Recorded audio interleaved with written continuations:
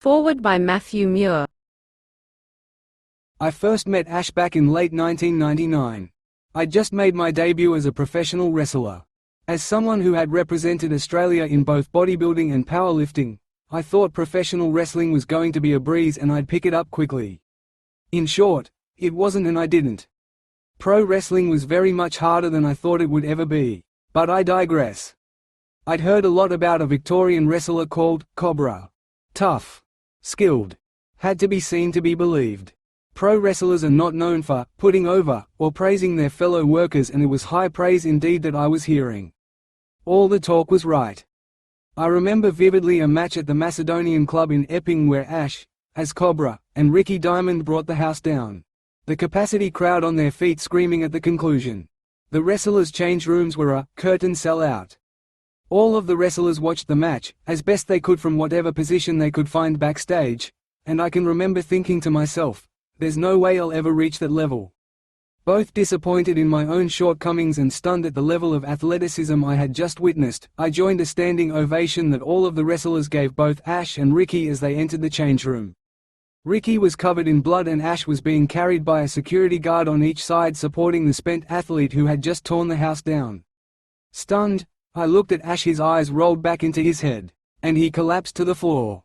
A collective gasp went up from all the wrestlers. Then Ash stood bolt upright, huge smile on his face, and said, "Gotcha." We all laughed and took turns coming over to shake Ash's hand. Still the best match I've ever seen live. Fast forward a dozen or so years and we're in the age of social media. I'm scrolling Facebook one day and the name, Ash Jackson, comes up as a profile. Whether it was me requesting friendship or Ash, I honestly can't remember.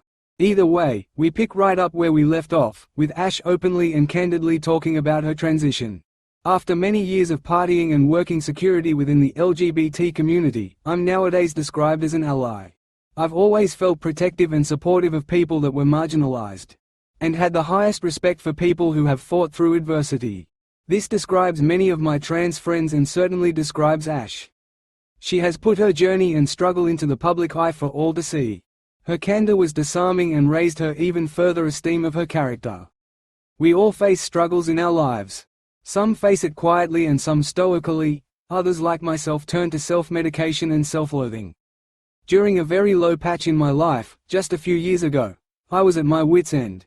Not sure what to do or where to turn and finding myself consumed with self-destructive thoughts I'd never seriously entertained before. I reached out to quite a few people I considered close to me with none returning my communication, except Ash. Her messages were thoughtful and considerate, showing that over the previous few years, she'd truly listened to me and valued me at a level where she'd thought of what could give me hope and ease my mind. All were contained in quickly returned messages and an open invitation to come to Melbourne and stay with her until things got better. I was humbled to the point of silence and honestly moved to tears. Despite her own struggles and personal demons, she still hadn't lost that love or loyalty for her friends. I felt the same way again being asked to write this forward, humbled that Ash would ask me. I've always admired her for many different reasons. I'm looking forward to fully reading this book myself so I can truly get to know the person I admire so much. Thank you, Ash. Honored to call you my friend. Around the early part of that same year, my parents got pay TV. All of a sudden I was exposed to so many shows, both old and new. One day I saw a wrestling show and it featured all the old classic wrestlers from the 80s that I was a fan of but had forgotten about, plus it was presented in a way that seemed almost realistic. I became interested in wrestling again and would watch WCW, World Championship Wrestling, weekly on a religious basis. I thought it was so cool that they had Hulk Hogan, Randy Savage and Ric Flair, plus exciting new wrestlers who were a lot smaller in stature but showed a new athletic element to the sport. My new favorite was Chris Benoit, as he reminded me of a smaller guy the first had seen as part of the British Bulldogs, namely the Dynamite Kid. The resemblance in wrestling style was uncanny, so explosive and intense, and I would obsess over it during the next part of my life, which was only 6 or so months away. I dropped out of my music course around the halfway mark. I felt very guilty because my dad paid up front for it. I just cracked it one day at a rehearsal because no one had learned their parts to an instrumental I had written to debut at the next performance in front of the more advanced students. I was still drinking a few times a week, but on a day in late November I woke up to watch a wrestling pay-per-view at around 11 a.m., time difference with USA. I don't know how, but I decided to stop drinking and never take drugs again. I wanted my brain back. Wrestling might save me from being transgender, and I might even become famous. I was excited and started lifting weights and studying wrestling in slow motion. Looking back, I feel that I was just fooling myself, as all I experienced for the next 5 years was daily pain and a further build-up of self-hatred. My brother was a regular patron at Stylus nightclub, and he got talking to the exhibition boxing promoter there named Jim Demirov. My brother mentioned how much I was into wrestling, and Jim gave him the number of a trainer for me, although he also stated it's a very tough industry and they don't let just anyone train. I got the number towards the end of the year and discovered that the trainer was a veteran wrestler from the old festival hall days named George, the Hitman, Julio. In January of 1997 I rang the number that Jim Demirov had given to my brother to pass along to me. George picked up and I said I wanted to learn wrestling, and he said to come and try it next Wednesday morning. I didn't realize it at the time, but the pro wrestling business in Australia was closed off to the general public. You couldn't just call up a school and pay to learn, which ironically is what it would turn into several years later. The business side of it was loosely controlled by elements of the mafia, and they would sometimes let people try out if they knew a contact, but most tryouts resulted in that person quitting. I made the trek from Box Hill to George's home in Sunshine North via public transport, which would take between 2 to 3 hours. I probably could have driven, but I was still trying to cope with the PTSD of a serious car accident I had when I was 21. I hit the brakes while I lost control in the wet, and of course, it made it much worse. I remember seeing cars only meters away from me, and I saw my life flash before my eyes. The front passenger side was crushed right up to the middle of the car. If I have had a passenger, they would have probably died and I would have gone to prison for drunk driving.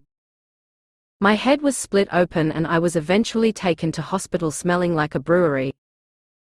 I think the police might have been on their way there too, and I knew if I had a blood test from the staff that I would be in big trouble. I asked a nurse if I could go to the toilet and she said, "Yes, but be quick to return." I snuck my way out of the hospital and walked home, taking a bunch of back streets and parks. So I didn't get charged with drunk driving and had dodged another bullet, so to speak. It gives me great shame to admit that it took another 20 or so years of drunk driving until I finally got caught. I estimate it to be in the thousands. I say that with absolute disgust and hatred, and it is something I can never forgive myself for. By the time I got a bus, 2 trains and walked 45 minutes to George's training gym, I had asthma, so I needed to stop off at a park next to his house and inhale some Ventolin. I rang his doorbell and he let me in through his gate. The hitman was shorter than me, probably in his early 60s, had muscles on muscles and looked like the real deal.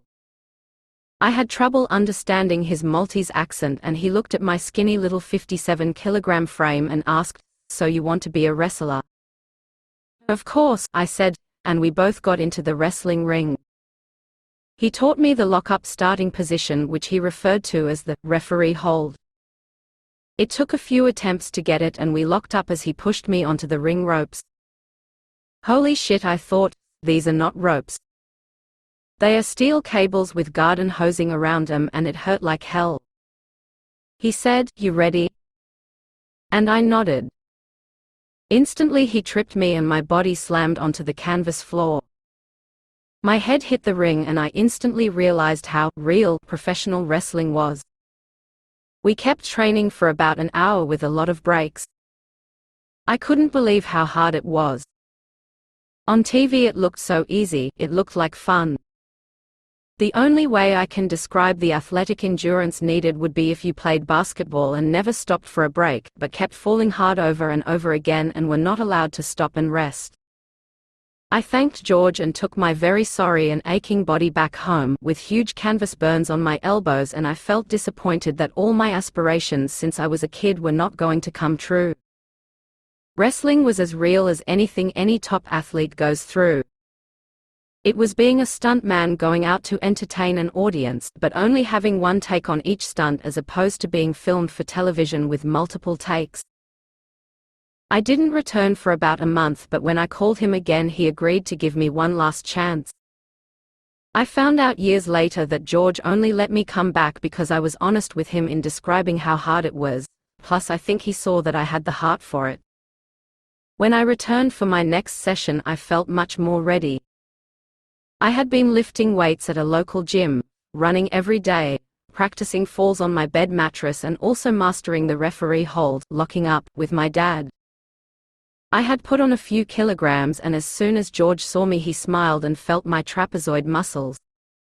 He probably also thought I was crazy because there were no 60-kilogram wrestlers at all anywhere, and he knew my body was going to feel the pain much worse than the bigger, real-looking wrestlers. It took almost a full year of training for me to become ready for my first match in public. I was and have always been initially a slow learner at everything, but once it all clicks I excel very quickly. I was training at George's regularly, and in the first few months he would torture me. I would scream in agony as he taught me the concept of real grappling, how to do it for real and how to imitate the same move without hurting your opponent. George told me about the honor of kayfabe, which meant you never tip the public off that a wrestling match is an organized form of sports entertainment. It became a sacred oath to me, but one that would be shat upon by others only a few years from then, thanks to WWE kingpin Vince McMahon. As the months went by, so too did my training schedule, as it increased to twice a week for in-ring training, 3 times a week at my local gym, and every Monday and Friday night taking adult gymnastics classes. Then just before Christmas George gave me the news that I was ready and my first match would be next month against my new training partner Austin Young. I needed to organize my outfit and a wrestling name. It took a week or so to come up with my character, Cobra, and I thought it was a decent gimmick being so small, yet sneaky, quick and calculated. It wasn't until I stepped into the dressing room at the Reggio Calabria Club in Brunswick on January 17, 1998 that I finally realized the brotherhood and sisterhood of the industry. Psycho Kid Thunder and Ricky Diamond were chatting to each other and laughing about life. I had seen them wrestle a few times and it looked like they legitimately hated each other. Mario Milano was chatting with Con Yakovidis, Bully the Brawler and Wayne Starr. I was introduced to every person in the room and shook their hand as requested by George. In the wrestling business you must shake hands very softly, because using a firm grip indicates that you are a rough worker, and every wrestler wants to be assured that you are a light worker while putting their life in your hands. A light worker means that when you do any wrestling move your application against your opponent is so relaxed that you are barely connecting, and it's up to your opponent to sell that move realistically. There are exceptions to this skill, such as hitting in certain areas extremely hard that are deemed safe to do so, like the upper back. I had a chat with the commentary team of Peter Farry and Mean Gene Gatto. The promoter Sam Rossi introduced himself as we sat down to get dressed and warm up for the opening match of the evening.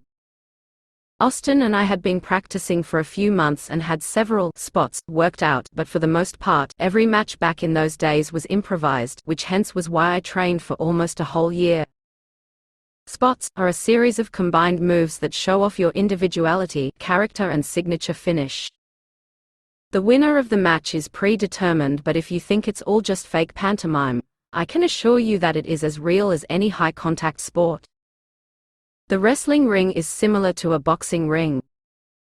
The flooring is made up of several large boards that all link in together and sit above several steel beams, then covered with a piece of very thin foam or carpet, and topped off with a tightly fitted canvas mat. The ropes are industrial steel cables similar to electrical wires that hang between electricity poles, tightened up to make them springy and covered with rubber hosing. Underneath the ring is a huge spring in the middle that lets the floorboards move up and down slightly to somewhat lessen the impact when you fall. I was extremely nervous as I walked out to the ring. The crowd laughed at how small I was at only 64 kilograms, but my muscle tone was quite defined.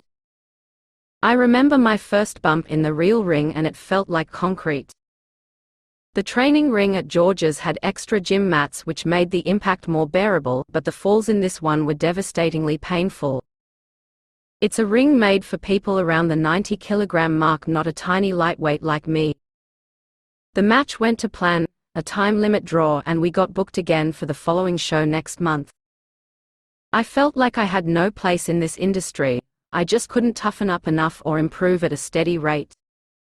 It would be hard to imagine that in just over a year I would be one of the top wrestlers in the country. That next show in February I saw probably the greatest and purest hardcore match I had ever seen.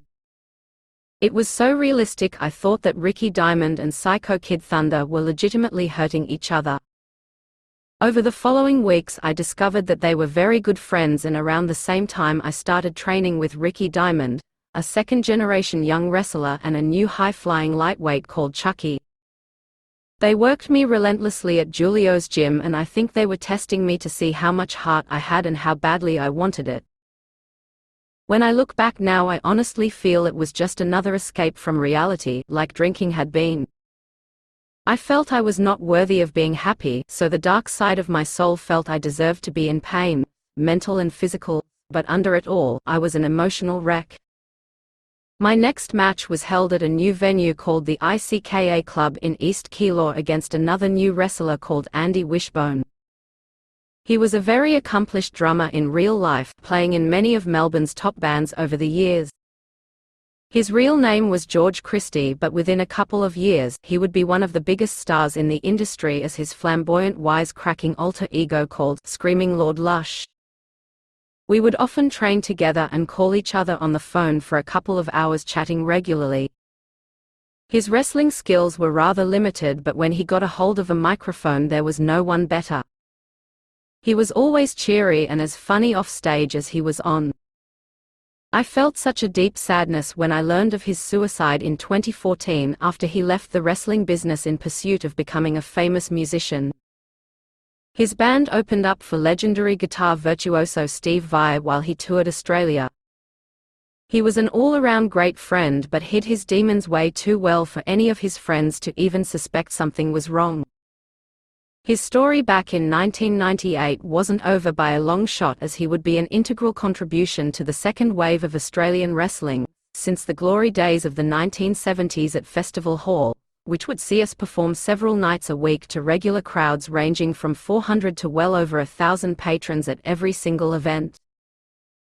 Once a month a group of us would travel up to Sydney to wrestle on a Sunday afternoon show. We would have shows on a Friday then Saturday night in Melbourne, get in and carpool for 12 hours and arrive in Sydney early morning. Do the afternoon show, carpool it back to Melbourne overnight and go to work on a Monday morning. This is where Ricky Diamond met Amy Action and they went out for the next 6 or so months. They formed Australia's first supergroup of villains called The Cult, of which I was the last to join alongside Bulldog O'Reilly and Screaming Lord Lush. Together we wreaked havoc on each show, running in to save each other and cheating when the referee was preoccupied. We were a gang that seemed to be somewhat of a highlight during each show, and the crowds continued to build every week as the storylines became much more commercial. Wrestling was going through a massive change overseas, and we, the young and new wrestlers, were eagerly learning as much of the new hybrid of styles that we watched from pirated overseas videotapes. There was a divide in wrestling beginning to take shape. There were always the big muscle-bound monsters, but we smaller wrestlers began incorporating a faster pace influenced by lightweight athletes from Mexico and Japan. We were heading in new directions and the crowds were loving our efforts, often with us doing the standout matches of every event. With that came a lot more danger, as we often flew over the top rope and landed on our opponents outside of the ring with no padding, only a cement or hardwood floor. The internet was still in its early days, and as I joined online forums I got to know 2 potential wrestlers from Adelaide who made videos doing crazy moves against each other in their backyards. Brett, Jag, Hartley Jackson and Shannon, Havoc, Mills became two great friends online and we would often exchange videos through the mail. Jag would eventually go on to become one of the top wrestlers in the world and became a trainer at the WWE about 15 years later. I organized their first few matches in Melbourne and they were always technically miles ahead of anyone else on the show. They had found a trainer named Colin Devaney and they set up their own wrestling company in South Australia, which some of us Melbournians would bus over to fill in the card every month. My first ever time at a nightclub was a result of being booked for a wrestling event called Metromania, organized by Chucky and featuring Ricky Diamond, Amy Action, Bulldog O'Reilly and, live wire, Johnny Parks, a Perth wrestler who had trained and wrestled in the United States. He was ripped and full of muscles and was the only participant who fitted the traditionally accepted image of what a wrestler is. I got a lift in with Bulldog and had pizza on Burke Street before heading up to the Metro nightclub. It was going to be a very long and late night with matches planned hourly from midnight until 4 in the morning. I had to start work at 9, so I was unsure how I would get through it all and hopefully not show up to work with any injuries like a black eye which had happened previously. My match against Chucky was sometime after midnight and we went all out, throwing each other off the stage and onto the dance floor where patrons couldn't believe their eyes as we hit each other to the point of it being almost as real as any street fight. We also used a table outside of the ring and Chucky dived off the top rope and went through the table as I moved at the very last second. I came back after losing the match pretty sore but proud of what we had accomplished and the new precedent we had set for the Australian lightweight wrestling division. The final match of the night was a battle royal, an event consisting of about 10 of us in the ring at the same time, where being eliminated was done by being thrown over the top rope to the outside floor area. My old training partner Austin wanted to juice for this one but had never done it before, so Ricky Diamond agreed to do it to him. The term juice means using a tiny piece of a razor blade and slicing it across your forehead to add more realism for the audience as blood trickles down across a wrestler's face. I never understood why wrestlers did that when the public, for the most part, thought it was fake blood anyway. During the match, I was battling with various participants and I turned around to see Austin's face smothered in blood. It was pouring out and I was extremely concerned for him as Chucky, and I arranged to get him out of the ring quickly for medical attention, all while making it look like he had been eliminated. The battle continued and somehow I ended up the winner of the lightweight title belt. It was Sherry Sinatra's women's title belt that we borrowed, but no one knew any different. I got cheered and booed equally and could tell the crowd wanted the big guy Johnny Parks to win and not a scrawny little high-flying newbie. As I returned to the locker room backstage, there was a paramedic tending to Austin. Ricky had accidentally juiced way too deep across the main artery at the top of the forehead. Blood was pouring out like a tap and Austin was looking extremely pale from the loss of blood. He was taken to the hospital and received a lot of stitches. I felt it a bit in poor taste that Chucky would sell VHS copies of the show with Austin's bloodied face as the main picture on the front cover, but controversy sells and Chucky, who was never shy to offer an opinion, was quickly becoming rather unliked amongst the wrestling community. His brashness in the face of an industry that was run by older legends, combined with his young age, made him not well appreciated by the experienced wrestlers and promoters.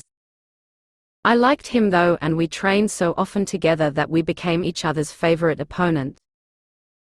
My first concussion was received a couple of months later. I was booked to wrestle Austin on his first match back since the Metro incident. One spot involved him smashing my head into the turnbuckle and hanging onto my hair as he ran me head first into the opposite turnbuckle.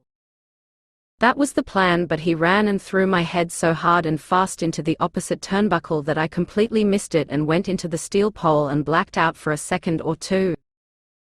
I didn't know it at the time, but it started a chain reaction of concussions over the next couple of years. By this time I was signing autographs and was somewhat finally famous in the Australian wrestling world. It felt great and I felt like an important person and even thought perhaps that my gender issues were fading away.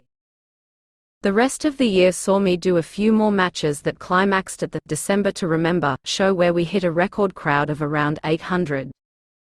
It was standing room only for more than half of the audience, and we all had a feeling that wrestling was having its second coming since its gigantic following in the 70s. I said farewell to 1998 with an award as the Australian Rookie of the Year. But that was only minor in comparison to where the next 12 months would take me. My fitness level was becoming extremely high with only a few % of body fat. Training every day became the norm for me, whether it was in the ring, in the gym, gymnastics, or researching new moves and trying to understand the psychology of what makes a wrestler great, as opposed to where I currently was. I hadn't sipped alcohol in about 2 years, so there was a positive spin to all my inner torment of wishing I could be a woman. Looking back, I would say that I just replaced an addiction to the booze with an addiction of self-harm through hurting my body. Nothing had changed inside me, it just became suppressed with the feeling of being a somewhat pseudo-celebrity in the wrestling world down under. My last match at the December to Remember event was a real breakthrough and earned me a match in the main event at the first show of 1999. A tag team match with Ricky Diamond against Chucky and the main superstar at the time, Psycho Kid Thunder. This was a difficult match due to my overtraining. I had hurt a disc in my lower back and was seeing a local chiropractor twice a week. I was in serious pain during the entire match, but took some strong codeine and anti-inflammatory tablets so I could at least get through it and take a few weeks off to recover. The next morning I could barely move and became bedridden for a few days, but was fortunate enough to get time off from my job. April of 1999 was an evolving time as everything just started to come together and feel a lot more natural. We were doing 2 or 3 shows a week, as well as Chucky setting up a series of new shows under the company name of JKW, Junior Kickstart Wrestling, featuring all young and more high-flying talent such as Ricky Diamond, Screaming Lord Lush, Man in Black, Bulldog O'Reilly, Psycho Kid Thunder, Skyhawk, Chucky's girlfriend and manager Tash, Austin Young, Blade Runner and myself. There were a few important events around that time, including my first suicide dive in a match against Blade Runner, which received a standing ovation. A suicide dive is where a wrestler runs fast across the ring and dives out onto their opponent who is outside the ring. It would become my signature move, but also caused a lot of my injuries. My main memory of that match at the ICKA club was Screaming Lord Lush with The Cult running in to save me as Blade Runner was about to get the victory, and Lush kneeling to check how I was with the biggest grin on his face saying, "Man, you are crazy." The next day Chucky had a show organized at the Queen Victoria Market. We both went through a table from the ring apron onto and breaking the table, and hitting the cement ground. I remember Chris Fresh from a fan group called The Asylum proclaiming out loud, "There are people here laughing and saying it's not real, well have a look at that. Let's give him a round of applause." We had done something never done before in Australian wrestling, and although I was in tremendous pain, I loved that I was finally somewhat famous, well, at least to Aussie wrestling fans. A week or so later Chucky and I were the opening match for a new venue at the Macedonian Club in Epping. We had a few good spots planned out from our training session the night before at The Dungeon in Richmond. It was a martial arts gym where the owners allowed us to train up-and-coming wrestlers in the basics. The head trainer was Ricky Diamond, but myself and Chucky were there nearly every other week to help. The match set a new standard for Australian lightweight wrestling with high-flying moves never seen before in our country. We even went a bit hardcore with Chucky suplexing me onto the hardwood floor and the use of chairs as weapons. We had stolen the show again, and the ego of both of us felt rather proud even though I was hurt quite badly.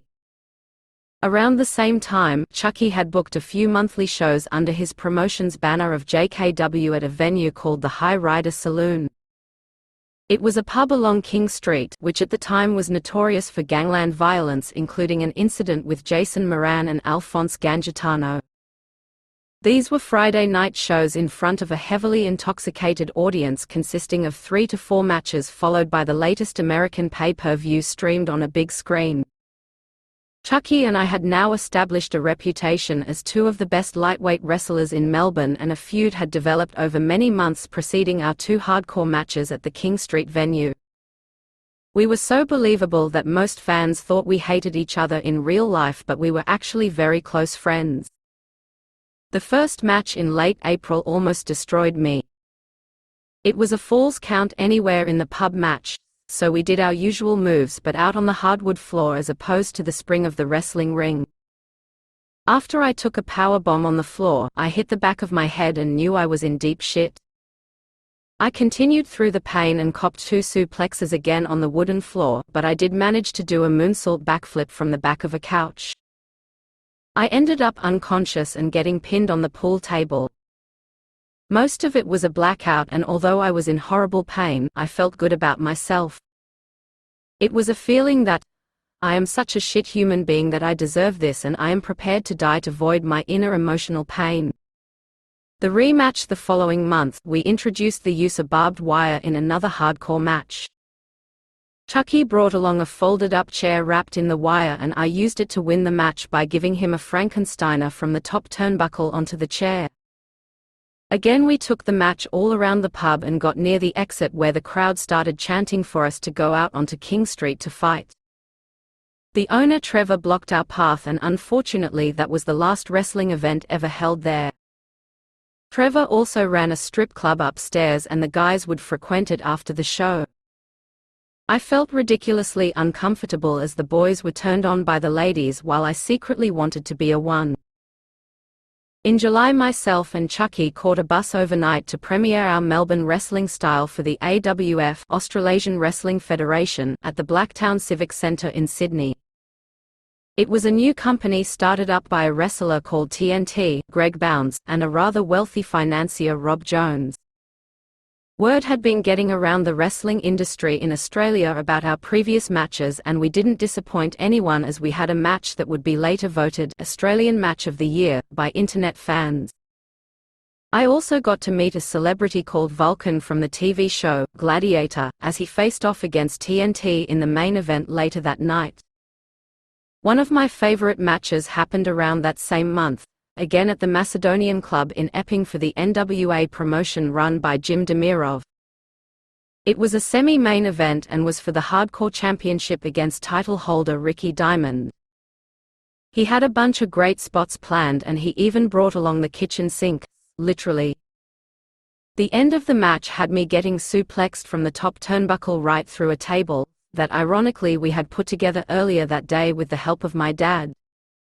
I even got paid a bonus of $20, which brought my pay up to $70. I accidentally gave Ricky a concussion during the match by smashing his head with a fry pan. I hit him so hard that the handle broke off. The AWF called again with an offer I couldn't refuse. They would be touring the East Coast over a month with a show called Psychotic Slam, featuring Australia's best wrestlers and international talents Super Dragon, Gothic Knight, Chris Candido with Sonny, Marty, Janetti and Sabu. I could not believe my good fortune to be included as one of Australia's best, and it took about 1 second to agree to such a privilege. I was becoming famous now, and this tour would cement my position and future financial opportunities within the industry. I was 26 and famous. Broke as a joke, but I had accomplished something barely anyone in society could. I was fucking famous. Well, kind of. A week before the AWF tour, I had a very serious concussion. The JKW crew were booked in Adelaide, South Australia at the Theberton Theatre for the first major wrestling show there in decades.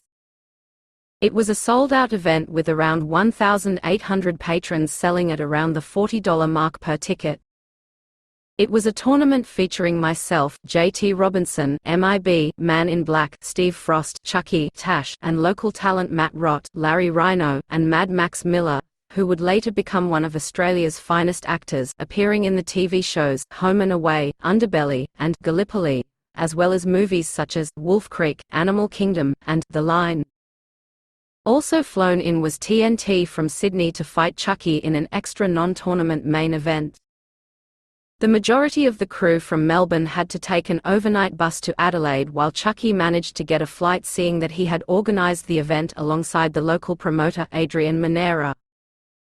As we waited at the departure Greyhound bus depot, Chucky informed us that the previous week the venue in Adelaide had been shot up by the local mafia, in response to our event, invading their city without a payoff. In those days wrestling was somewhat governed by the mob, and Chucky was not well liked, especially in a new location interstate. When we arrived in the afternoon at the venue, it looked huge and it was hard to believe it was sold out. The downside was the ring. It was a boxing ring with no spring under the floorboards, and in a few hours it contributed to a concussion so bad that I would never fully recover.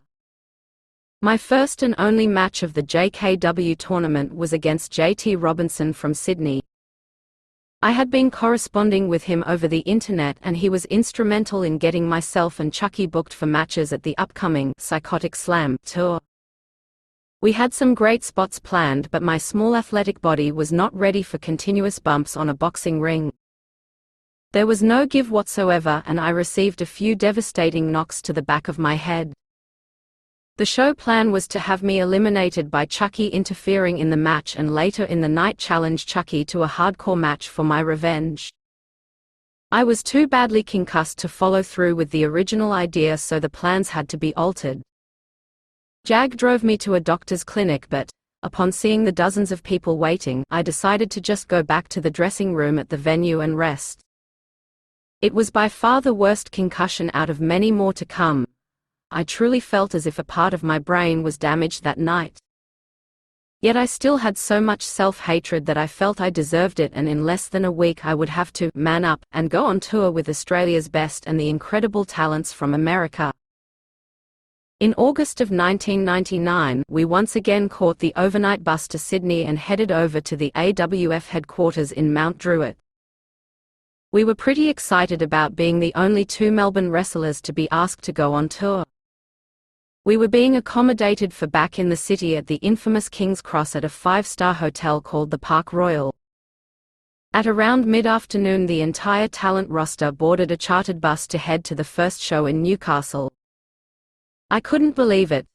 Suddenly I was on board with Sabu, Marty Jannetty, Vulcan, Chris Candido, Sunny aka Tammy Lynn Sitch, Super Dragon, Gothic Knight, Jason Helton, TNT and others. Sabu suddenly lit up a joint and ended up arguing with the driver, while Chris Candido and Sunny took over the onboard bathroom shooting up various substances. Marty Jannetty and Vulcan kept joking with me, calling me a little Eddie Garraroo because of my mullet haircut, the same as Eddie's, who was a world-class talent working in WCW at the time. I sat next to Super Dragon, Danny Lyon, and we planned out our match for the night. I wasn't used to planning an entire match. All I had ever done was plan the start, a few spots, and an ending, while everything else was improvised on feel. The match had good potential to be a great high-flying opening bout, but I wasn't ready for the stiff style of Super Dragon. He was kicking me full on, and I was not ready for such a harsh beating. I always tried to work as light as possible while making it look realistic but barely touching my opponent. He was doing a shoot-type Japanese-influenced style, and I came out of the match badly concussed again. I was so badly damaged in my head that I had to return home the following night. I was disappointed, but I didn't know this was the beginning of my downward spiral from being one of the best in Australia to having constant injuries and potential brain damage. Chucky continued on the tour, but I was seriously considering leaving the industry. I was just postponing the inevitable fact that my gender identity would have to be dealt with, yet it would take many more years to build up that type of courage. Every match I had in the following year resulted in another concussion, some mild and some more serious. I decided in early 2000 that I would retire the Cobra character and go under a mask as a Mexican high flyer called Extremo Loco. It was a bit of a change to wrestle under a face mask, but I wanted to make the character a mystery and was so inspired by the Mexican lucha libre style that I wanted to be one. I had some decent matches this time against Steve Frost, Jimmy Mustang and Bradman, and it concluded with a semi-main event at the NWA Anniversary Show in June against Chucky in a steel cage. The match won the Australian Match of the Year for 2000, but it was pretty ordinary in my opinion. The bars of the cage were brutal on my body and I was bruised for weeks afterwards. The finish had Chucky pinning me by giving me a powerbomb off the top turnbuckle onto a table covered in thumbtacks. I got an infection in my elbow from a tack getting lodged so deep it took a pair of pliers to remove it. Again around August of that year, I was invited to perform at the annual AWF Psychotic Slam event, but only for the Melbourne show as the opening match against Jimmy Mustang. I arrived at La Trobe University for the event, which also featured Too Cold Scorpio, Psychosis, Blitzkrieg, Jason Helton, TNT, Psycho Kid Thunder, Lobo, Chucky and Con Yakovidis. I had begun drinking again and I showed up before the show after downing half a bottle of port. It would prove to be a huge error as I went for my signature move in my match against Jimmy Mustang, where I dived through the ropes onto my opponent on the outside of the ring. The last time I performed it as Cobra I broke my right hand, but this time as Extremo Loco, it would be my nose. I was meant to win the match, but as soon as I smashed my face onto the hardwood floor I knew I was in serious trouble. I had my mask on and I instantly felt a warm sensation all over as blood began to pour out of my nose. It was a serious break and my nose was sideways on my face. I told Jimmy to just pin me as I couldn't continue. I had to be carried out of the ring by the referee. Off to the Austin hospital it was, and I knew I was pretty much done as a performer. Over the next couple of years I worked at the shows doing sound and even ended up working at Crown Casino for All Star Wrestling as the sound and lighting director. I had a few more matches in a promotion called PCW, Professional Championship Wrestling, based out in Dandenong. It was a great time, but my desire and hunger to be great had already vanished. At this time Lobo, Spike Steele, Johnny Rave and Mad Dog McRae were becoming the finest wrestlers in Australia, and two of them were about to get national press attention for an upcoming event called Carnage in September of 2002. I remember chatting with Lobo and Mad Dog on the phone during the week prior as they discussed ideas for the match. They were about to create history with one of the most violent matches ever conceived in Australia. The ring ropes were removed and replaced with barbed wire. There were 40,000 thumbtacks on a bucket above the ring and set to be randomly dropped. The two fighters dipped their hands into super glue and their knuckles into a tray of broken glass. I was in the front row upon receiving a complimentary ticket as Mad Dog's guest. It was one of the most disturbing matches I had ever seen. Similar matches were held regularly in Japan, which I had watched on video, but to see it only meters away truly shocked me and I was concerned for my friends. Lobo juiced himself so deeply that it poured out of his forehead like a tap of running water. I was worried that he might lose consciousness from the loss of blood or even die.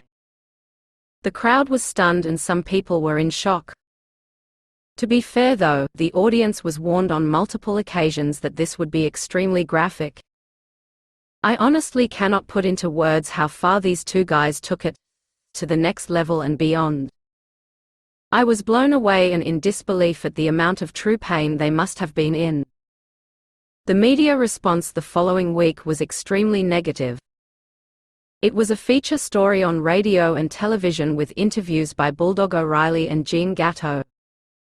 I think the main problem and why they spoke out was because PCW was an offshoot of the traditional wrestling industry in Australia. Traditionally, wrestlers and promoters had to go through a vetting system to see how badly they wanted to be involved, and most failed. Ken Rock, owner of PCW, just created his own company without consulting with the decades-long veterans who controlled the industry. PCW had become hated by all other promotions, but I saw the future in their athletes. They truly had become world-class performers, and it was a shame that this match would cause them to close their doors for several years. I knew it was time to move on.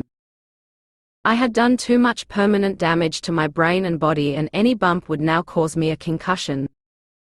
It was time to find another distraction that would help me block out the inevitable gender dysphoria issues that were building up and becoming stronger as each year passed. Trying to lead him across the chest, way too far. Cobra moves all the way. Oh, folks, we're out for great matches of skill. I tell you what, Cobra's head nearly hit the bullseye by millimeters. Now Cobra, watch out!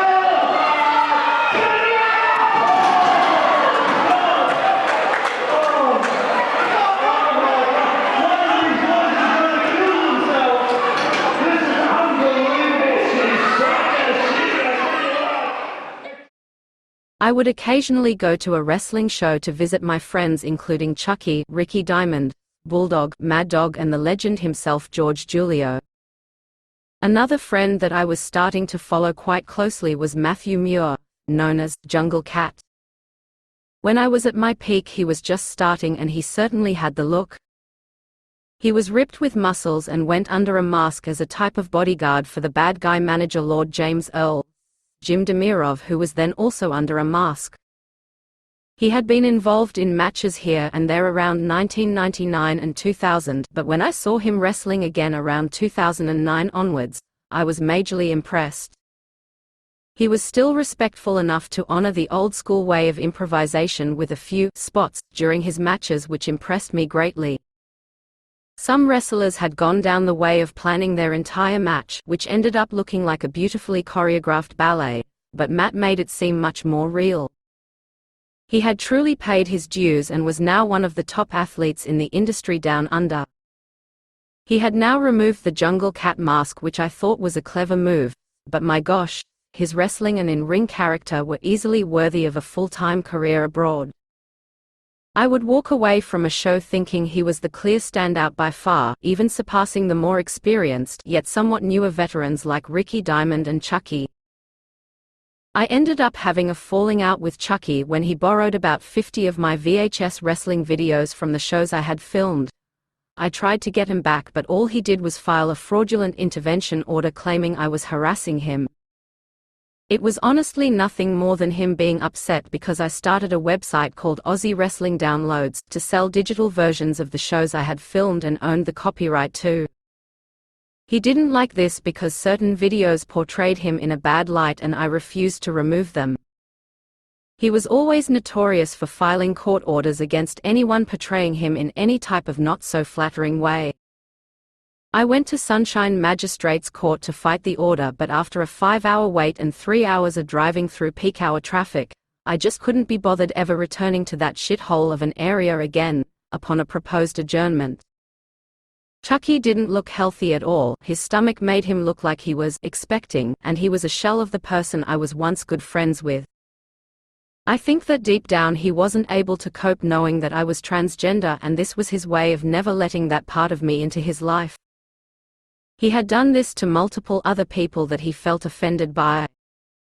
Making up some crap for a court order, full well knowing there are no consequences for lying on an intervention order application. I agreed without any admission of guilt to the order, as long as I could still run my website but only post his matches that I was involved in. I thought that was a reasonable outcome, and I was happy not to return to that area again. I still want my tapes back, Chucky. I own the physical VHS cassettes and the intellectual property too, as it was filmed on my camera.